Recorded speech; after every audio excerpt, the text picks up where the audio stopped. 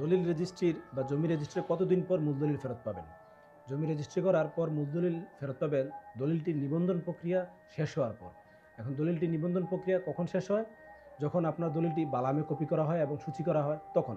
এখন আপনার দলিলটি কবে বালামে কপি করা হবে সেটা ডিপেন্ড করে সংশ্লিষ্ট অফিসে কতগুলো দলিল পেন্ডিং আছে তার উপর। আপনার দলিলের সিরিয়াল 6 মাস পরেও আসতে পারে, 2 বছর পরেও আসতে পারে। সেটা ডিপেন্ড করে সংশ্লিষ্ট অফিসের জনবল এবং দলিল সংখ্যার উপর। কোনো অফিসে দলিল কম হয়, জনবল বেশি থাকে, তাহলে সেক্ষেত্রে আপনি 2 মাস 6 মাস পরেই আপনার দলিলের সিরিয়াল চলে আসে। আবার কোনো অফিসে জনবল কম থাকে, দলিল সংখ্যাও বেশি, সেক্ষেত্রে 2 বছর 3 বছরও লেগে যায়।